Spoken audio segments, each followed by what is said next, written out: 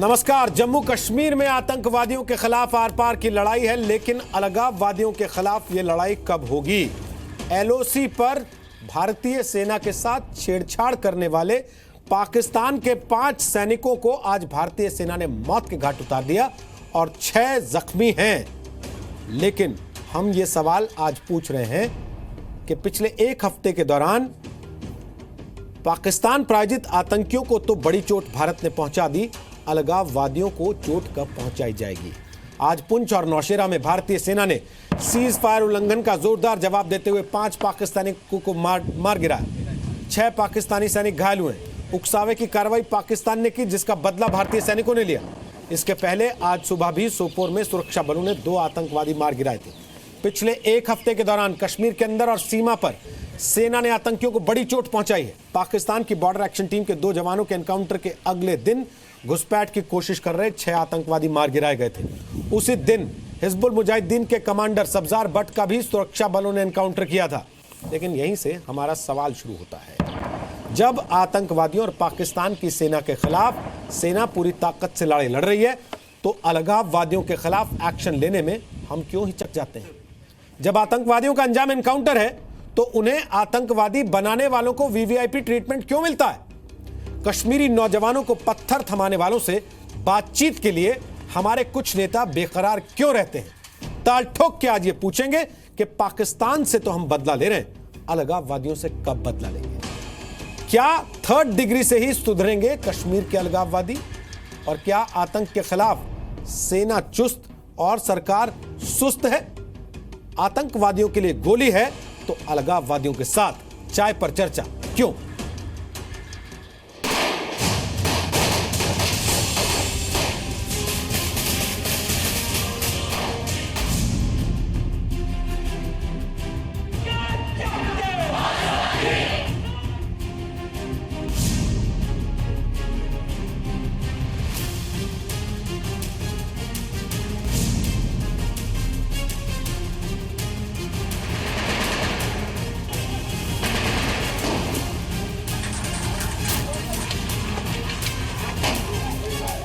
Documents में क्या है? वहाँ ये है कि मैं बाय बर्थ इंडियन हूँ। मैंने कहा कि नहीं, I am not by birth Indian. हम पाकिस्तानी हैं, पाकिस्तान हमारा है। आपके पास तो बहुत फौज है ना? हाँ, आपका तो फौज के सहारे ही आपका कब्जा है। बार बार जो कदगने बैन्स और बंदिशें हम पे लगाई जाती हैं, कर्फ्यू लगाया जाता है, हाउस अरेस्ट किया, लीडरशिप को बात करनी नहीं दी जाती है, तो एक ऐसा माहौल क्रिएट किया जा रहा है कि जम्मू कश्मीर को अमलन एक पुलिस स्टेट में तब्दील कर दिया गया है। हम एक घर में जहां ये मिलिटेंट बैठे थे, वहां police party along with CRP and army पहुंची, तो दोनों टेररिस्ट को सरेंडर करने के लिए कहा गया और it was retaliated by a fire. So police also returned the fire. As a result, these 2 terrorists, Azaz and Basharat, got eliminated. खाली हुर्रियत से बातचीत नहीं होनी चाहिए, इसके बाद आप किसी से बातचीत नहीं करो, ये स्थिति भी अच्छी नहीं है। वहाँ भयंकर स्थिति है। सरकार को अपनी चिंताएं विपक्ष के साथ शेयर करनी चाहिए। सरकार को समझ नहीं है कि वहाँ के लोगों से बात करें। अगर वहाँ के लोग आतंकियों के साथ खड़े हैं तो ये एक बहुत बड़ा खतरा है देश के लिए। सिर्फ इस बात पे डिपेंड करके कि आतंकियों के अंदर फूट पड़ गई, हम दिल्ली के अंदर मुतमईन हो जाएं, अगर ऐसा होगा तो ये हिमाकत के अलावा और कुछ नहीं होगा। ताल ठोक के आज का पहला सवाल, आतंकवादियों पर आर पार, अलगाववादियों पर कब? दूसरा सवाल, क्या अलगाववादियों को सेना ही सुधार सकती है? तीसरा सवाल, अलगाववादियों के लिए जीप वाला फॉर्मूला कब? और ताल ठोक के आज का चौथा सवाल, अलगाववादियों पर एक्शन में राजनीति क्यों? तो आपको बता दें कि ताल ठोक के आज हमारे साथ बात करने के लिए संबित पात्रा हैं, वो प्रवक्ता हैं बीजेपी के। हमारे साथ आलोक शर्मा हैं, वो प्रवक्ता हैं कांग्रेस पार्टी के। हमारे साथ शबनम लोन है, वो वकालत करती हैं सुप्रीम कोर्ट में। और हमारे साथ major general retired Bishambar Dayal हैं, जो कि रक्षा विशेषज्ञ हैं। आप सबका आज ताल ठोक के कार्यक्रम में स्वागत है। साथ ही साथ मैं अपनी टीम से आग्रह करूंगा कि हमारे साथ कृष्णमोहन मिश्रा को भी जोड़े, जो लगातार खबर दे रहे हैं एलओसी पर। आज जो भारत ने सख्त कार्रवाई की है, पाकिस्तान को जवाब दिया है, भारतीय सेना हमें लगातार ये बात बताती रही है कि हम किसी को छेड़ेंगे नहीं, लेकिन अगर हमें छेड़ोगे तो हम छोड़ेंगे नहीं। ये भारतीय सेना का नारा रहा है और आज भारतीय सेना ने पाकिस्तान के 5 सैनिकों को मौत के घाट उतार दिया। 6 सैनिक जख्मी हैं। सुबह एनकाउंटर में 2 आतंकवादी भी भारतीय सेना ने मार गिराए थे। शबनम लोन, इसके बाद अगला नंबर आपको लगता है अलगाववादियों का होना चाहिए? जी, रोहित जी, मैं बहुत प्रोग्राम्स में मैंने हिस्सा लिया। मुझे ये लग रहा है कि कम्युनिकेशन गैप है। रिसर्जेंट मीडिया तो है, अब आप टेलीविजन पे देख रहे हैं ये विषय, लेकिन आपको ये समझ लेना चाहिए कि हम 90 से कश्मीर में ये मौत का तांडव देखते आ रहे हैं। मिलिटेंट टेररिस्ट मारे गए, एक्शंस होती गई मिलिट्री, लेकिन ये सिस्टम खत्म नहीं हुआ रोहित जी, ना ही ये आगे ये सिलसिला खत्म होगा। कश्मीर एक पॉलिटिकल समस्या है, ये एक बहुत बड़ा कॉम्प्लेक्स समस्या है। इसमें 2 तरह की बातचीत की जरूरत है। एक जो दिल्ली में, न्यू दिल्ली में जो तमाम पॉलिटिकल पार्टीज हैं, सबसे पहले एक वहां पर लाएअमल तय होना चाहिए सब पार्टीज का, कीपिंग देयर डिफरेंसेस असाइड, कि ये एक नेशनल इशू है, इस पे हमने अपनी डिफरेंसेस खत्म करके एक लाएअमल तय करना है। दूसरा, फिर कश्मीर में आपको किन स्टेक होल्डर्स से बात करनी है, सबसे पहले तो ये नई दिल्ली में तय होगा। पहले आप नई दिल्ली की जो पॉलिटिकल पार्टीज हैं उनके बीच में तो सेंस ऑफ कोहेजन हो। बाकी अगर आप ये सोच रहे हैं कि ये एक्शन से ये मसला हल होगा, मिलिट्री एक्शन से, मैं आपको वसूख से कहती हूँ, दियानत से कहती हूँ, नहीं होगा हल, नहीं होगा हल, नहीं होगा हल। 30 सेकंड बचे हैं अभी, और धमकाना चाहें आप धमका सकते हैं। मैं बिल्कुल नहीं धमका रही हूं, मैं इस वजह से ये कह रही हूं क्योंकि हमें इस बात का अंदाजा है कि वहां पर इस वक्त लोग बहुत सफर कर रहे हैं। रक्षा मंत्री साहब ने तो ये कहा कि वहां पे बिल्कुल आराम है उनको। वो वहां पे जो अपनी हुकूमत जो चला रहे हैं वो पीडीपी वालों के साथ, वो चलाने के लिए उनको अगर आराम लग रहा है तो लोगों की बेआरामी उनको नजर नहीं आएगी, क्योंकि वो सप्ताह में है। सप्ताह में लोगों की बेआरामी। ठीक मैडम, 30 सेकंड भी पूरे हो गए। संबित पात्रा, दीजिए उनको जवाब अब।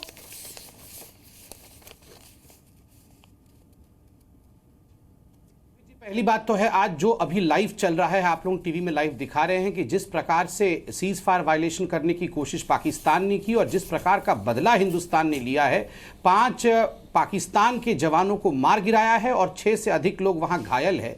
ये अपने आप में बताता है कि एक प्रोएक्टिव पॉलिसी अब हिंदुस्तान ने अपना लिया है। इसके लिए मैं इंडियन आर्मी को सैल्यूट भी करता हूं। और जो प्रधानमंत्री और रक्षा मंत्री ने कहा था कि हिंदुस्तान के जवानों का शहादत कभी भी जाया नहीं जाएगा, उस वचन को पूरा होते हुए देख रहा हूं।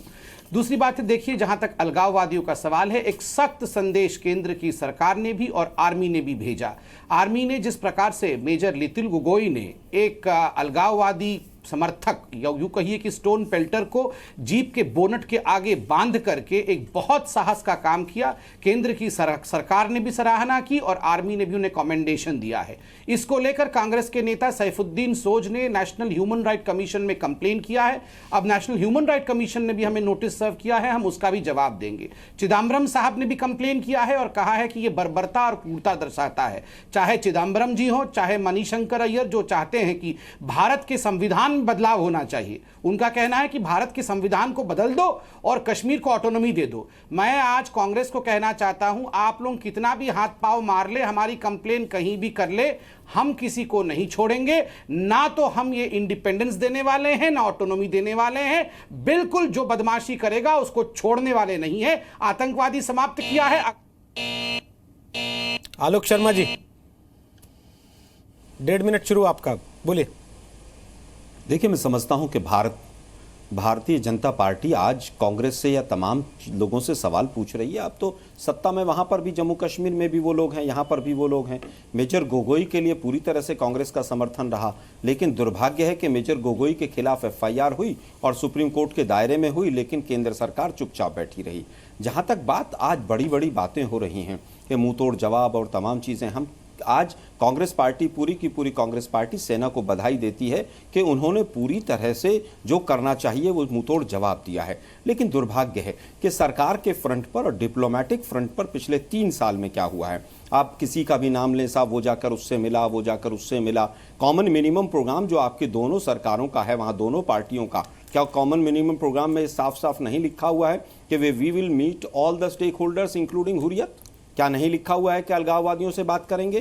क्या मुफ्ती जी ने नहीं कहा था कि हुर्रियत की वजह से और पाकिस्तान की वजह से, अलगाववादियों की वजह से यहाँ शांति से पूरी तरह से यहाँ पर चुनाव हुए हैं, लेकिन आप उनके साथ सरकार चला रहे हैं पिछले 3 साल में। आज सवाल ये नहीं है किसने क्या कहा, उस नेता ने ऐसा बोल दिया, उस नेता ने ऐसा बोल दिया। हम केवल ये जानना चाह रहे हैं विपक्ष के नाते कि 3 साल में क्या स्थिति सुधरी है या स्थिति बिगड़ी है। आप अभी 27 तारीख का शनिवार का गृह मंत्री का बयान देखिए कि सभी से बातचीत होनी चाहिए, संविधान के दायरे में सबसे बात होनी चाहिए, ये पूरा देश कह रहा है, बीजेपी के तमाम लीडर्स कह रहे हैं, यशवंत सिन्हा भी मिलने गए, तमाम लोग मिलने गए। लेकिन हम केवल ये जानना चाह रहे हैं, नेट 1.5 मिनट हो गया सर। आलोक जी, 1.5 मिनट हो गया है। आपने वो वीडियो देखा होगा जिसमें गए मणिशंकर अय्यर और उनसे कहा गिलानी ने कि आप लोगों ने सेना के सहारे तो कब्जा कर रखा है। उसके बाद मणिशंकर अय्यर ठहाका लगा के हंसने लगे। उस पर कुछ कहना है आपको, या आप उस पर यही कहेंगे कि यशवंत सिन्हा भी गए थे इसलिए मणिशंकर अय्यर हंस दिए तो क्या फर्क पड़ेगा? रोहित जी नहीं, रोहित जी देखिए, मैं समझता हूं अगर उस बात पर मणिशंकर अय्यर हंसे हैं तो वो निंदनीय है, बिल्कुल उनकी कड़े शब्दों में निंदा होनी चाहिए। लेकिन आज मुद्दा केवल ये है कि नेट रिजल्ट क्या है। 3 साल में जम्मू कश्मीर में हमने क्या अचीव किया है। अच्छा सर, ये बताइए 50 साल में आपका नेट रिजल्ट क्या था? कितना अमन शांति है सर? 50 साल का नेट रिजल्ट क्या था सर? मैं बता देता हूं। सुलझ गया भारत पाकिस्तान मुद्दा? भारत के फौजी मरने बंद हो गए सर बॉर्डर पे, कश्मीर में आतंकवाद नहीं रहा बिल्कुल भी। मुझे उत्तर दे दीजिए, सवाल पूछ लिया आपने मुझसे, दीजिए ना सर। आपने सवाल पूछ लिया, मैं उत्तर दे देता हूं। 2011, 12, 13 के आंकड़े उठा लीजिए और 2014, 15, 16 के आंकड़े उठा लीजिए। आप तमाम आंकड़ों को देखकर स्वयं अंदाजा लगा पाएंगे कि कब शांति थी और कब शांति नहीं थी। ये तो कोई भी नहीं कह रहा कि जम्मू कश्मीर शांत हो गया, लेकिन मुझे बता दीजिए 2012 में श्रीनगर में 5.5 लाख टूरिस्ट गया था, इस साल 5,500 गया है। अब मुझे केवल ये बता दीजिए भाई, टूरिज्म घट गया, कोई एक उद्योग लगाया हो? 1500 कश्मीरी परिवार जो हमारे समय में श्रीनगर में जाके बसे थे वो वापस जम्मू में आकर स्थापित हो गए। तो कहां पर रिजल्ट है? सीज फायर का वायलेशन 1300 से बार ज्यादा है, यहां पर शहादत जो है वो 2.5 गुना बढ़ी है, सिविलियंस का डिस्प्लेसमेंट 3 गुना बढ़ा है। शांति कहां है या सॉल्यूशन कहां है? किसी कश्मीरी से पूछ लीजिए कि क्या हमारे समय में अच्छी स्थिति थी या आज अच्छी स्थिति है। ये नेशनल इशू है, ये केवल एक दूसरे को जिन कश्मीरियों से पूछने की आप बात कर रहे हैं सर, ये जानना चाहते हैं वो वाले कश्मीरी हैं जिनका जिक्र राशिद अल्वी करते हैं, या वो वाले कश्मीरी हैं जिनका जिक्र मणिशंकर अय्यर करते हैं और उनके साथ चाय पीते हैं? कौन से कश्मीरियों से पूछें? मैं समझता हूं ये उन कश्मीरियों का है जो 95% कश्मीरी वहां पर शांति चाहता है और जिसके लिए हमेशा केंद्र सरकार कहती है कि मुट्ठी भर लोग हैं केवल जो डिस्टर्ब कर रहे हैं, 3.5 डिस्ट्रिक्ट केवल डिस्टर्ब्ड हैं। मैं उन लोगों की बात कर रहा हूं जो वहां पर अमन, चैन और शांति चाहते हैं। ठीक है सर, नेट रिजल्ट क्या मिला? क्या दिवाली मनाने से शांति आई? क्या वहां पर केवल जो पैकेज की घोषणा हुई उससे? ठीक आलोक जी, अब आप रिपीट टेलीकास्ट करें। सवाल था रोहित जी, अंतिम बात कहना चाहूंगा। कर लीजिए। नहीं अंतिम जी, एक अंतिम बात कहना चाहूंगा। आपने क्वेश्चन दिया है कि क्या जीप वाली जो चीज हुई है, जीप वाला जो फॉर्मूला है, उससे क्या वो कब होगा दोबारा? मैं समझता हूं वो 10 बार होना चाहिए, 20 बार होना चाहिए, लेकिन उससे क्या समाधान निकल जाएगा? और अगर उससे ही समाधान निकलना था तो 3 नहीं तो आलोक जी फिर एक तरफ रहिए ना, आर्मी को आप दोनों तरफ रहना चाहते हैं, आप चित भी अपनी चाहते हैं, पट भी अपनी चाहते हैं। 3 साल से सर एक तरफ रहिए, सवाल का जवाब या तो हाँ होता है या ना होता है। मैं सवाल का जवाब ये नहीं होता कि हाँ करना चाहिए, पर अगर हाँ कर दिया तो ऐसा तो नहीं हो जाएगा कहीं। स्कोर करने की बात नहीं कर रहा। नहीं आप बताइए ना, अलगाववादियों के लिए जीप वाला फार्मूला होना चाहिए कि नहीं होना चाहिए? कांग्रेस क्या कहती है? देखिए, मैं समझता हूं अलगाववादी अगर वहां पर पूरी तरह से जिस तरह से जो उनका रुख आ रहा है, जीप वाला फार्मूला क्या, उससे भी अगर कोई सख्त फार्मूला है वो अप्लाई किया जाना चाहिए। बस, लेकिन इन दोनों सरकारों का कॉमन मिनिमम बस सर, बस कि हम उनसे बातचीत सर, बस आपने अपनी बात कह दी, राजी है आलोक जी, आपने अपनी बात कह दी। उसके बाद ये बताने की जरूरत नहीं इनका कॉमन मिनिमम प्रोग्राम क्या कहता है। आपने कह दिया ये बात कि कांग्रेस ये चाहती है कि अलगाववादियों का जो मौजूदा रुख है उसमें वो जीप वाला फार्मूला क्या, उससे भी 10 गुना आगे जाना चाहिए। अब बड़ी बात यह है सर कि इतने वर्षों में आज तक सेना को कभी ये हिम्मत क्यों नहीं आई कि वो जीप वाला फार्मूला इख्तियार कर ले। अगर 2011, 12, 13 में चीजें ठीक चल रही थी तो लोग आज ज्यादा खुश क्यों हैं इस देश के कि कम से कम सेना के हाथ खुले हैं, वो कार्रवाई कर रही है। और जो लोग कहते हैं कार्रवाई करने की छूट होनी चाहिए, वो पैलेट गन पे ही रुदन करने लगते हैं। देखिए रोहित, मैं 2-3 चीजें इससे पहले कुछ बोल दूं अगर आप इजाजत दें तो। पहले तो जहां शबनम लोन ने खत्म किया है मैं वहां से शुरू करूंगा। वो कहते हैं सिलसिला खत्म नहीं होगा। मैं मानता हूं शबनम जी, ये सिलसिला ऐसे खत्म नहीं होगा, क्योंकि सिलसिला फौज ने शुरू नहीं किया था, सिलसिला अलगाववादियों ने शुरू किया था। सिलसिला शुरू हुआ था जब पंजाब में डिस्टर्बेंसेस थी, उस चादर की आड़ में कुछ लोगों ने पाकिस्तान में बैठ के इसकी साजिश की कि अगर जम्मू एंड कश्मीर को इसके साथ जोड़ दिया जाए तो हिंदुस्तान टूट जाएगा। तो सिलसिला उन्होंने शुरू किया, अलगाववादियों ने उनके लिए एक मैप रोड तैयार किया और उनकी मदद की। ऐसे हालात में जब से श्रीनगर में आतंकवाद आया है, अलगाववादियों का आतंकियों को, फॉरेनर आतंकियों को हमेशा पूरी सपोर्ट रही है। जब तक हम अलगाववादियों को नहीं तोड़ेंगे पॉलिटिकली, डिप्लोमेटिकली या एक्शन से, जो मैं कहने जा रहा हूं, जो मैं एक्शन उनके लिए कहने जा रहा हूं, जब तक ये सिलसिला जारी रहेगा। सेना आज वहां पे शांति कायम कर, सेना अपनी मर्जी से नहीं गई थी। जब गई थी, जब हमारे जो नागरिक हैं उनको उग्रवादी हर रोज रात को, आपको पता है शुरू में 10,000 people died in first 2 years, all Kashmiri. सेना ने, किसी ने फायर नहीं किया था जब तक, उसके बाद सेना गई है। जहां तक अलगाववादियों का सवाल है, मैं समझता हूं कोई भी अलगाववादी, हिंदुस्तान में कोई भी नागरिक जो ये कहता मैं इंडियन नहीं हूं, उस आदमी को डिपोर्ट कर देना चाहिए उसके स्टेट ऑफ चॉइस के लिए। और अगर वो डिपोर्ट नहीं हो सकता, किसी भी कोई स्टेट नहीं उसको लेता, तो उसको जेल में डाल दो, अलगाववादी हो उसमें कोई भी हो। और ये मैं समझता हूं पॉलिटिकल विल करेगी सेना। इसमें अगर दखलंदाजी करती है तो लोग कहते हैं सेना अलगाववादियों के पीछे पड़े हुए, वो तो शांतिपूर्वक लोग हैं। हम टेररिस्ट को, एलसी पर पाकिस्तान को कड़ा जवाब देंगे, टेररिस्ट को मार्जिनाइज करेंगे। जो टेररिस्ट के सपोर्टर्स हमारे रडार पे आएंगे, मैं समझता हूं सेना उनका भी इलाज करेगी। जो स्टोन पेल्टर्स हैं उनका भी इलाज करेगी।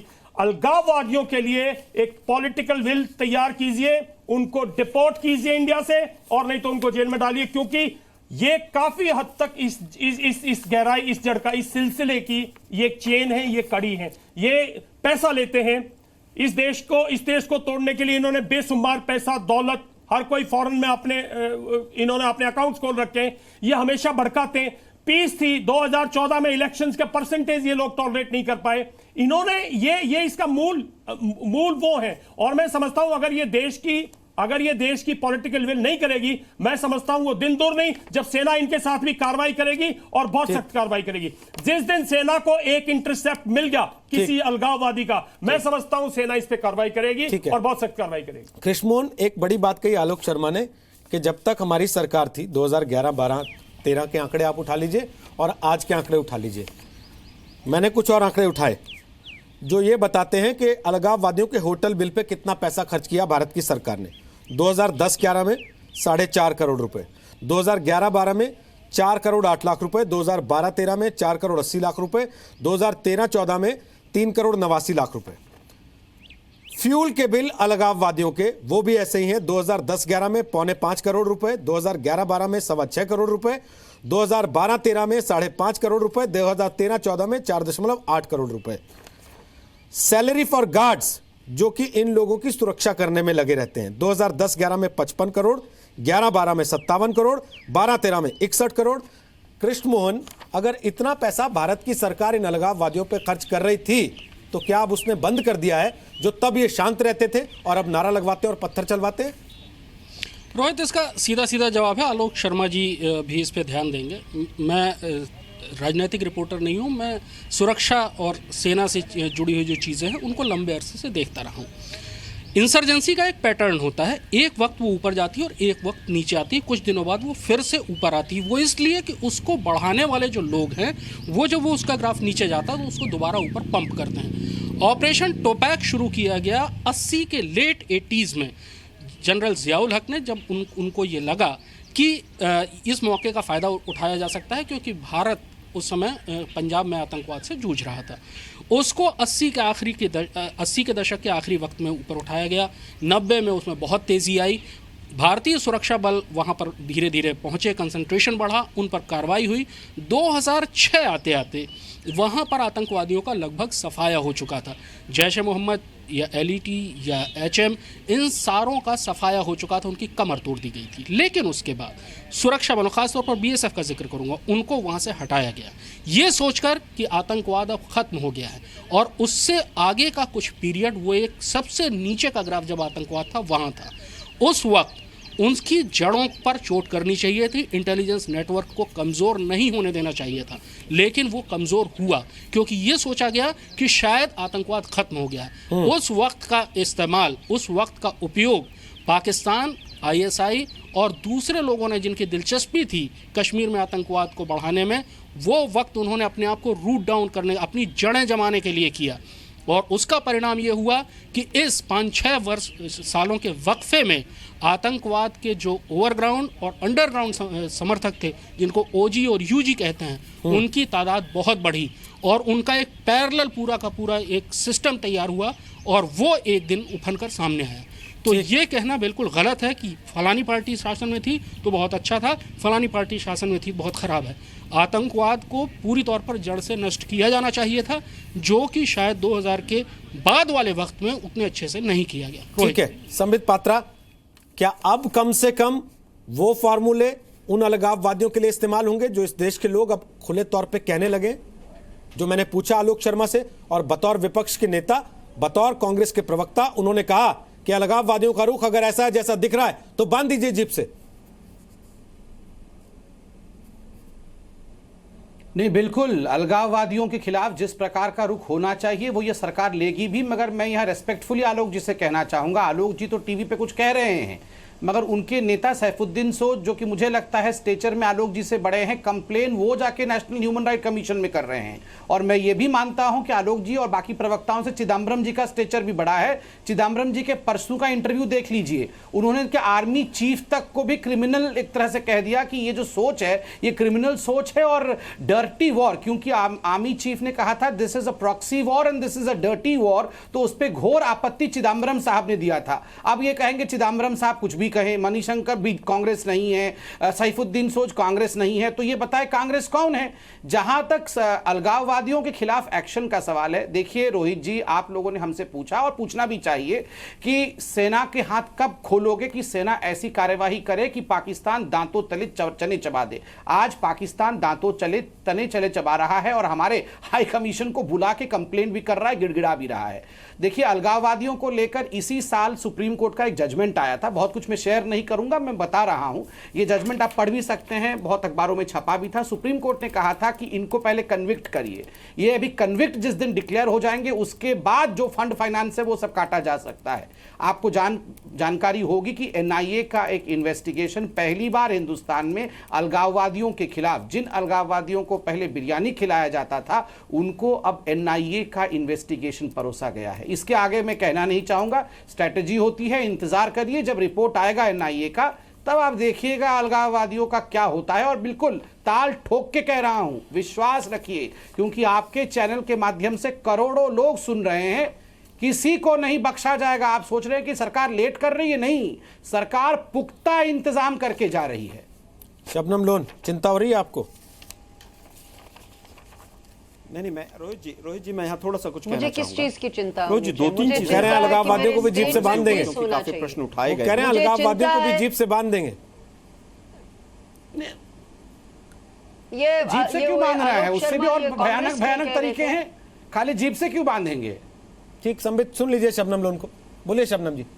तो सुनिए, अब मैं हाँ तो ठीक है, अगर हिंदुस्तान की डेमोक्रेसी और हिंदुस्तान के नियम और कानून तालिबानी कानून की तरफ जा रहे हैं तो बहुत स्वागत है आप लोगों का, इसमें क्या है। अच्छा, वो पत्थर फेंकना, यहाँ पर लोया पेट्रोल भर के बम बना के फेंकना, ये तो लोकतंत्र ने सिखाया ना नहीं होगा मैडम, ये लोकतंत्र सिखाता ना आपको। पत्थर फेंकना सेना के जवानों पे, उनको गाली देना, पेट्रोल बम फेंकना, ये तो संविधान में लिखा है ना, उनको छठी क्लास में पढ़ाया जाता है। ये तो बड़ा गौतम ये है विरोध करने के तरीके।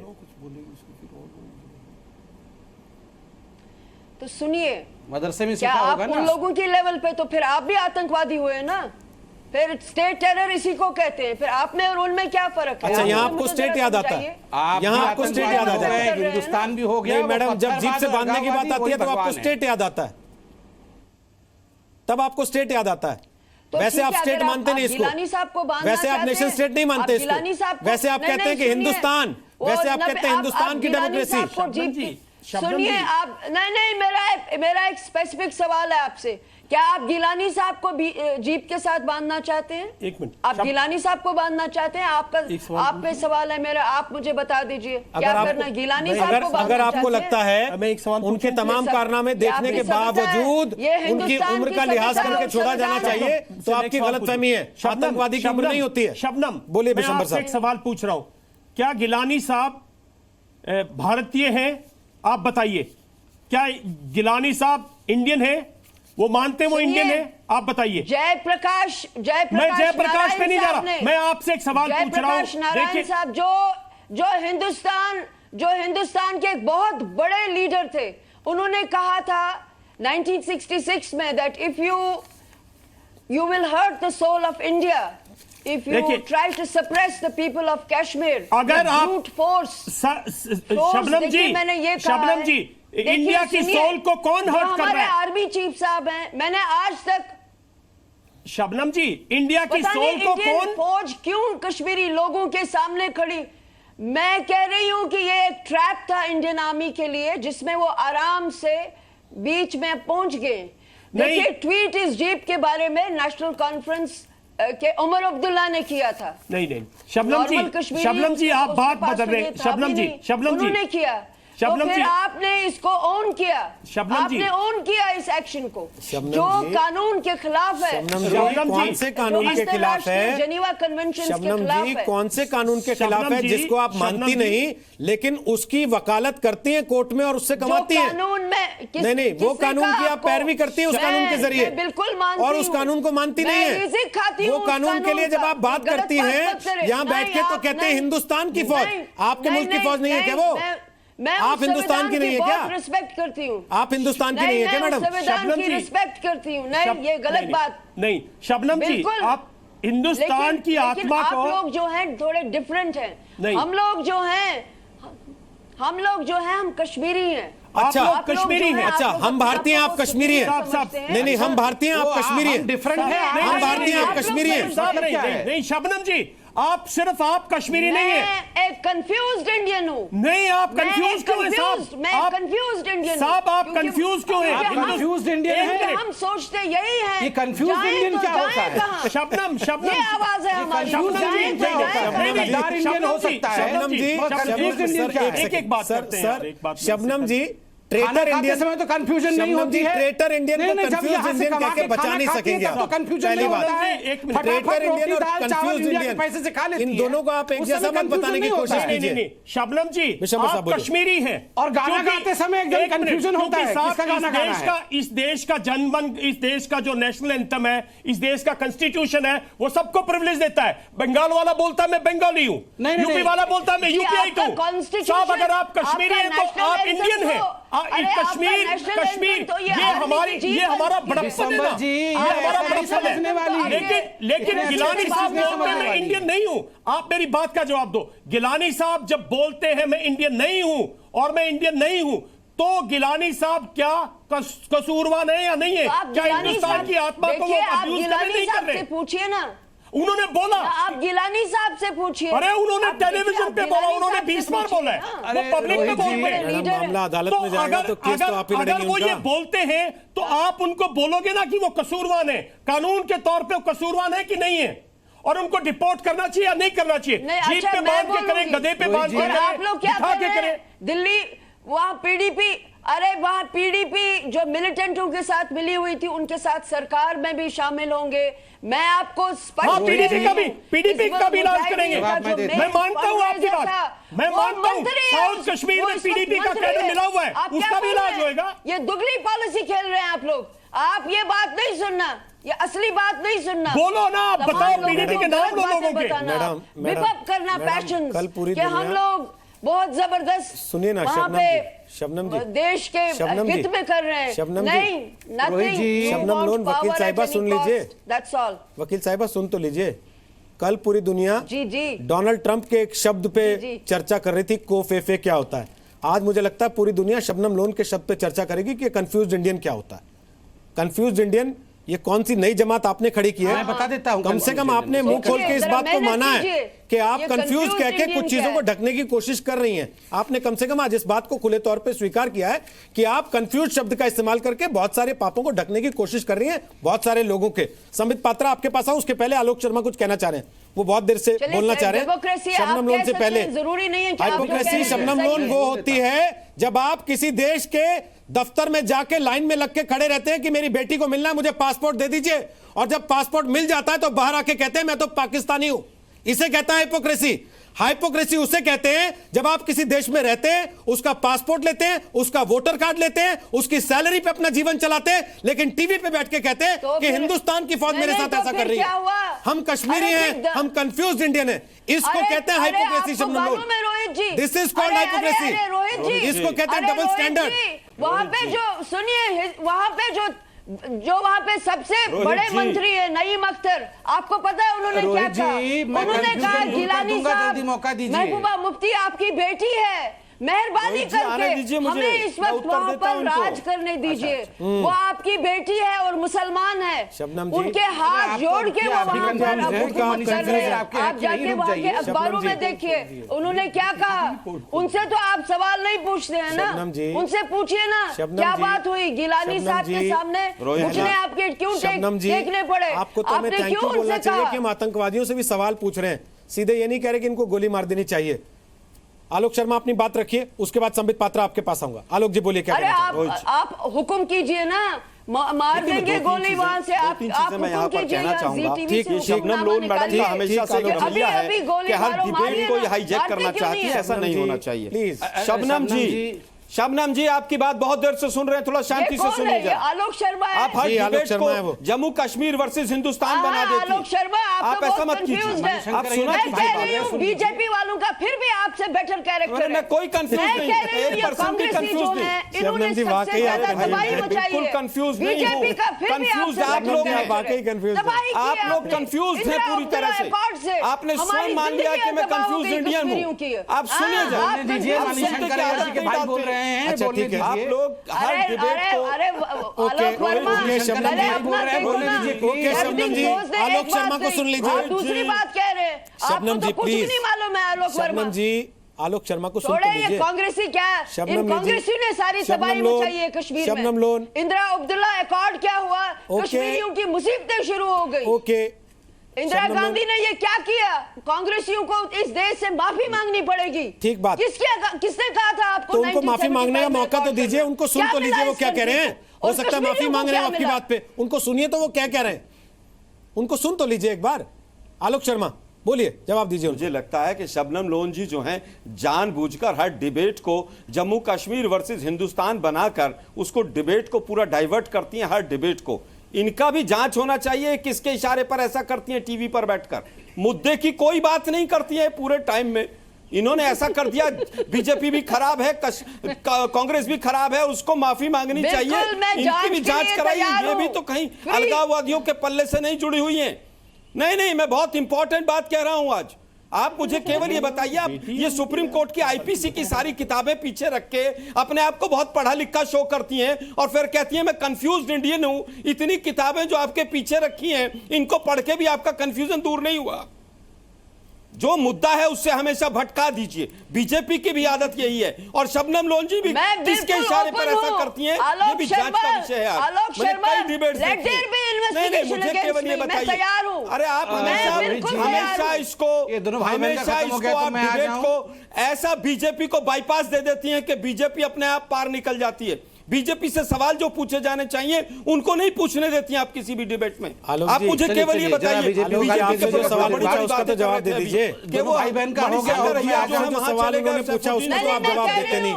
आप खुद क्या करते हैं? मुझे बताइए, आपसे सवाल पूछा जाता है, आप उसके जवाब में दूसरे से सवाल पूछने लगते हैं। मेजर गोगोई के ऊपर एफआईआर जो है वो सैफुद्दीन सोज ने की है या मणिशंकर अय्यर ने की है? आलोक शर्मा जी, वहां की आपकी सरकार ने की है। एफआईआर मेजर गोगोई पे आप करें और राष्ट्रभक्ति का सर्टिफिकेट आप दूसरों को सबको बांटे। 66% पोलिंग हुआ था 2014 में, आज 6% पर आ गए। आदरणीय आलोक शर्मा जी, और बाकी सारी दुनिया देशद्रोही है। ऐसे आलोक शर्मा जी, कुछ नहीं होने वाला। आलोक शर्मा जी, मैं जोर से बोलूंगा तो आपकी पार्टी के दफ्तर से फोन आ जाएगा कि हमारे प्रवक्ता से जोर से क्यों बात करते हैं। देर से शांति से सर, मैं आराम से बोल रहा हूँ सर, प्लीज मेरी बात तो सुनिए ना सर। भाई बहन के सर, बहन तो आपकी भी है करके ले जाते हैं सर, बहन तो वो आपकी भी है ना हिंदुस्तानी होने के नाते। कंफ्यूज है तो क्या उनको आप बहन नहीं मानेंगे? ऐसा मत कीजिए सर, गलत बात है। मेरी बहन है सर सुनिए ना, फिर ऐसा मत कीजिए ना कि भाई बहन आपको बरगला रहे हैं। आप वो जो सवाल पूछ रही हैं उसका जवाब तो दे दीजिए। उन्होंने कहा इंदिरा अब्दुल्ला एकॉर्ड के जरिए आप लोगों ने कश्मीर को बर्बाद कर दिया। उन्होंने कहा इंदिरा अब्दुल्ला एकॉर्ड के जरिए कांग्रेस ने जो किया उसके लिए कांग्रेस को माफी मांगनी चाहिए। आप उसका जवाब देने के बजाय दूसरे से सवाल पूछने चल पड़े। हर बार आपकी भी यही पॉलिसी है, आपसे सवाल पूछा जाएगा तो आप दूसरे से पूछ देंगे, फिर आपसे पूछा जाएगा तो आप एंकर के ऊपर चढ़ बैठेंगे कि मुझसे क्यों पूछ रहे हो। आप उनके सवाल का जवाब तो दीजिए सर। रोहित जी बोलिए सर। शबनम लोन जो कंफ्यूज्ड, रोहित जी जो शबनम लोन स्वयं मान रही हैं कि मैं कंफ्यूज्ड इंडियन हूं, उनके मैं किसी सवाल का किसी जवाब का के ऊपर कोई टिप्पणी नहीं ठीक सर, ओके, पहले वो कंफ्यूजन को दूर करें। खत्म बात, बस खत्म बात आराम से सर, बैठना था, फिर तब बोल क्यों रहे थे? खत्म बात सर। आप शबनम लोन के किसी सवाल का जवाब नहीं देंगे, ये कांग्रेस पार्टी का स्टैंड है। शबनम लोन क्लियर हो गया आपको? संबित पात्रा, अब बोलिए आप क्या कहना चाहते हैं?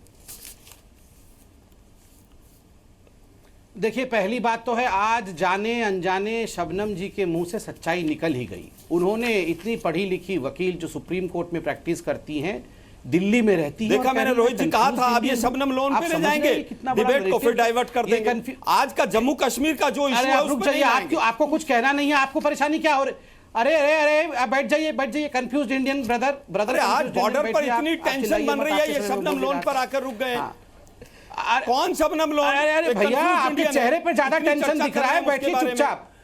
आपके चेहरे पे ज्यादा टेंशन दिख रहा है, चुपचाप बैठे। आपके बीच में मैं नहीं बोल रहा था। अच्छा सुन तो लीजिए ना, आप लोग टीका टिप्पणी करते हैं। अरे भैया मणिशंकर जी बैठिए चुपचाप, आपके बीच में नहीं बोल रहा था। मणिशंकर जी को बोलिए चुपचाप बैठिए, काहे चिल्ला रहे हैं? पर जो कांग्रेस के प्रवक्ता हैं वो सेक्स स्कैंडल में इन्वॉल्व थे, आपको मालूम है ये?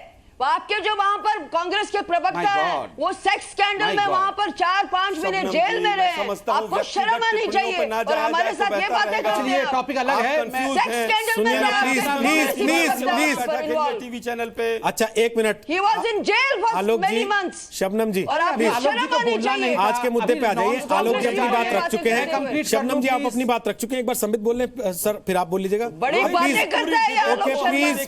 प्लीज शबनम लोन दोनों बैठकर प्लीज आलोक जी, आप रोज करते हैं तब आपको बुरा नहीं लगता क्या?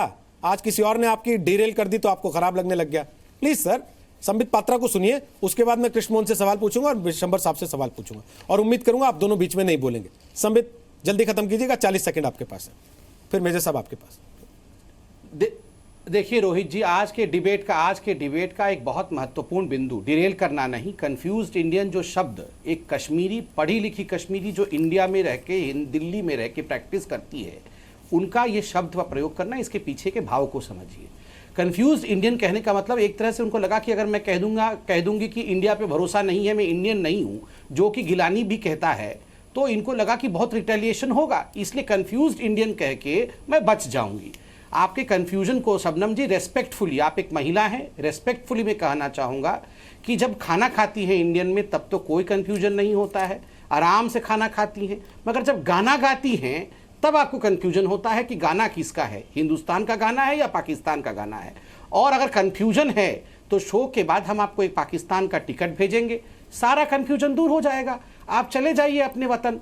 फिर देखिए वहां क्या हश्र होता है। आपको देखिए भी साथ ले जाऊंगी मैं, कंफ्यूजन है। अकेले कैसे जाएंगे वहां, डर लगता है उधर, आपको भी साथ ले जाऊंगी मैं। ओके ओके नहीं संबित पात्रा जी, संबित पात्रा जी ना टिकट भेजेंगे, जाएंगे आपके भाई संबित पात्रा जी आप भी जानते हैं ना आप टिकट भेजेंगे ना वो जाएंगे। कैसे जाऊंगी मैं? संबित पात्रा जी ना आप टिकट भेजेंगे ना वो जाएंगे, आप भी अच्छे से जानते हैं। रोहित जी ये दोनों मेरे रिटोरिक भाई की हैं, बातें मैं मत अपने कीजिए, भाई के टू बगैर द नहीं पॉइंट बात जाऊंगी। करनी दो चाहिए, टिकट्स का इंतजाम मुद्दे की बात करनी चाहिए। आप तीनों में से किसी के पास मुद्दे की बात का जवाब नहीं है।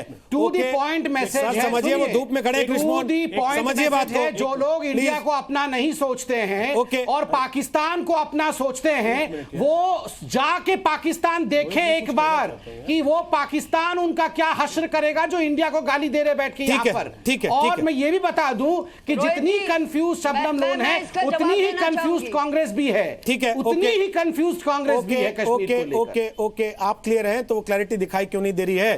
सर अगर क्लियर है सरकार की विल पावर होती तो सेना को सर प्लीज, यहाँ बात अलगाववादियों की हो रही है, पाकिस्तान की नहीं। संबित पात्रा अलगाववादियों के खिलाफ सेना को वो विल पावर, वो हाथ खुले दिखाई क्यों नहीं देते हैं? रोहित जी मैं ये बात कहना चाहता हूं और मैं ये बात आपके जरिए मेजर गोगोई ने बांधा था देशवासियों को कहना चाहता हूं कि देखिए आपकी सेना और सिक्योरिटी फोर्स पर आपने एफआईआर कर दी, पहले उसको वापस लीजिए। साहब एक मिनट मेरी बात सुनिएगा, आलोक जी मेरी बात सुनिएगा। आलोक जी जनरल साहब को सुन लीजिए, मेजर गोगोई के ऊपर एफआईआर हुई है वहां पर। जनरल साहब को सुन लीजिए, मेरी एक बात सुनिएगा।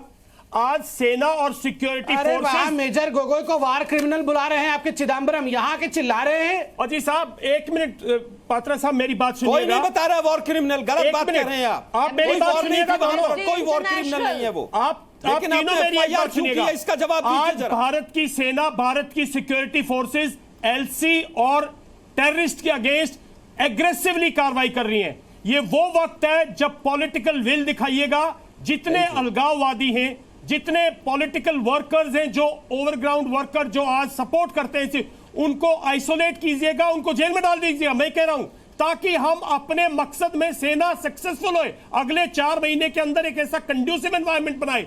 पॉलिटिकल विल दिखाइएगा, ये नहीं तो अलगाववादी और जो पॉलिटिकल एक्टिविस्ट ओवरग्राउंड वर्कर्स हैं और जो उनके सपोर्टर्स हैं, वो स्टोन पेल्टर्स को लाएंगे, सिंपथाइजर्स को लाएंगे, एक पब्लिक ओपिनियन बनाएंगे और फिर बाद में एमनेस्टी आ जाएगी इधर बोलने के लिए।